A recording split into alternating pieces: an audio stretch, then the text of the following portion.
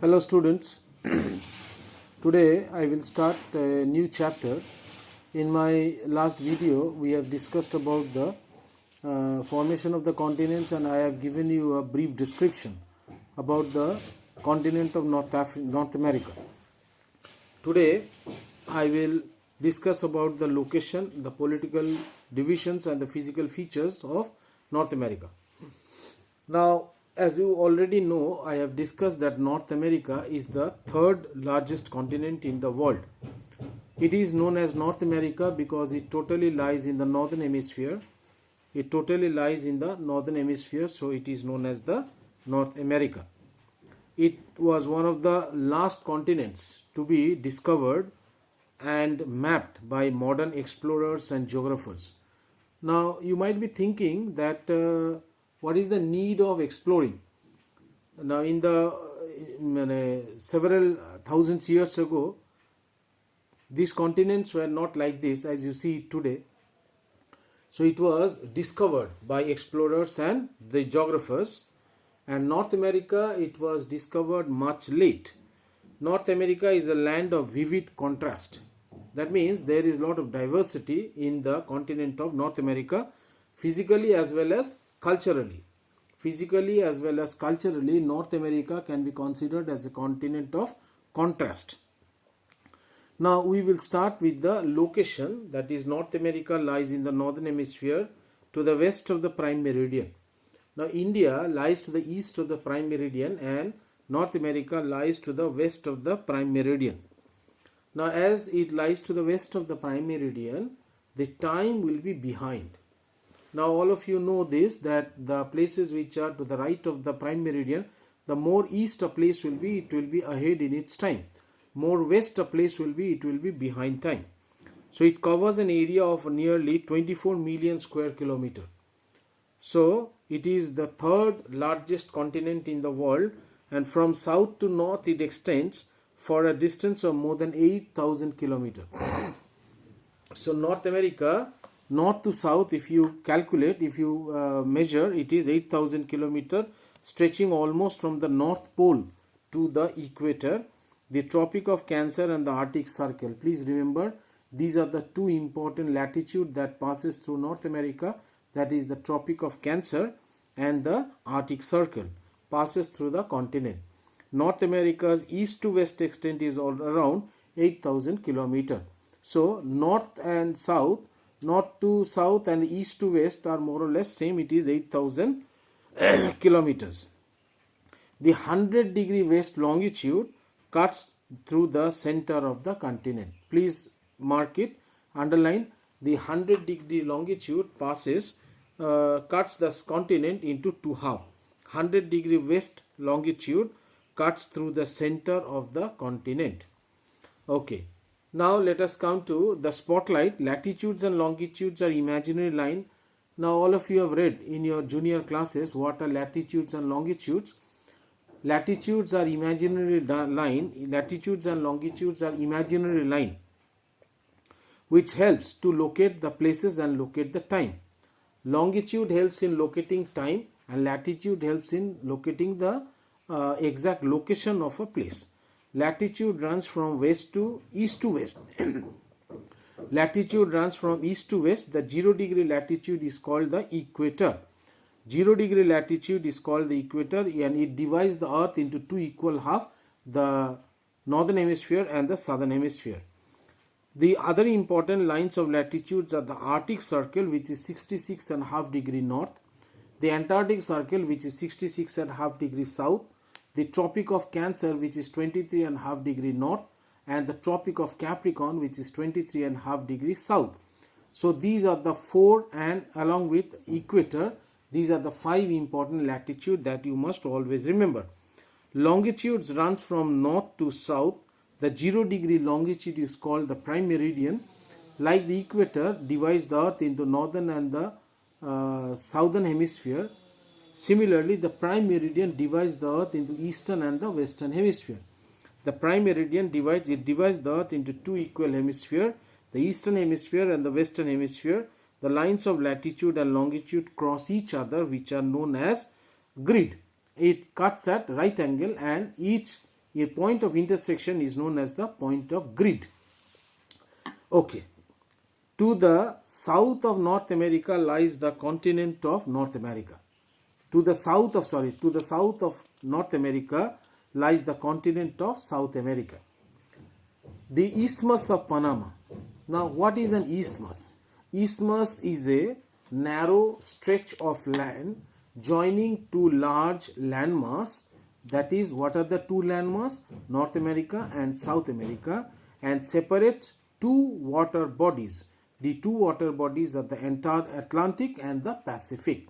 I repeat once again, isthmus is a narrow stretch of land joining two large landmasses. The two landmasses are North America and South America, and separates two water bodies, that is the Atlantic and the Pacific. So to the south of North America lies the continent of North America. The Isthmus of Panama joins the two continents. So Isthmus of Panama joins North America and South America around the Atlantic, Pacific and Arctic Ocean surround North America on the east. So Atlantic Ocean is to the east, Pacific Ocean is to the west, and the Arctic Ocean is to the north. Atlantic Ocean and to the west and north. Atlantic Ocean to the north. The Atlantic Ocean separates it from Europe and Asia. The Atlantic Ocean separates Europe and Asia from North America, while the Pacific Ocean separates North America from Asia, and in the west, in the northwest, the Bering Strait. Now, why it is known as Bering Strait? It was named by Vitus, V-I-T-U-S, Vitus Bering. He was a Danish explorer. V-I-T-U-S, Vitus Bering, B-E-R-I-N-G, Vitus Bering.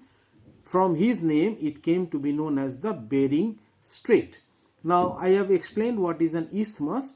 A strait is a narrow passage of water connecting two seas or two other large areas of water. So, strait is a narrow passage of water connecting two seas or two large bodies or areas of water is known as a. So, ocean separates North America and Asia. In the northwest, the Bering Strait separates it from Asia. So this is the location of North America. So in this way, long questions may come. You have to discuss about the locations of North America. Along with that, in your copy, you must write down what is an isthmus. The definition I have given, and another is that of the Bering Sea, Bering Strait, and why it is known as. I have given you the description of what is a strait and why it is known as Bering. It was named after Vitus Bering. He was a Danish explorer. Now we will come to the political division, which is very easy. The continent of North America is made up of around 23 countries.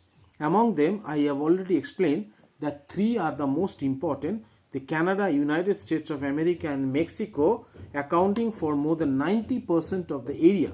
So out of these 23 countries, the total area covered in North America is by America, United States of America, Canada and Mexico. These 3 countries. So the remaining 10% is covered by these 20 countries. Remaining 10% is covered by these 20 countries. Otherwise, the most 90% of the area is covered by the 3 countries of United States, Mexico and Canada. Now here the names of the countries and the capitals are given, which you must remember. Antigua, Bermuda, Barbuda, St. John's capital, then Bahamas. So all these capitals are given. Next we move on to the physical features. Now these you must memorize.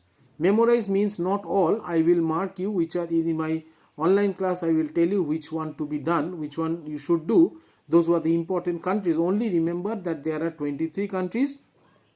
Out of these 23, the 3 are the most important. That is the United States, Mexico and Canada, which accounts for 90% of the total area, and the remaining 20 countries accounts for the 10% area of North America. Next we start with the physical features. So remember, North America is divided into 4 different regions. They are the Western Cordilleras, the Central Lowland, the Eastern Highland, and the Canadian Shield. So what are they? The Western Cordilleras. These may come as short question as well as long question. If short question, you just have to name. If it comes in long question, you have to explain the Western Cordilleras. The Western Cordilleras, the Central Lowland, the Eastern Highland, and the Canadian Shield.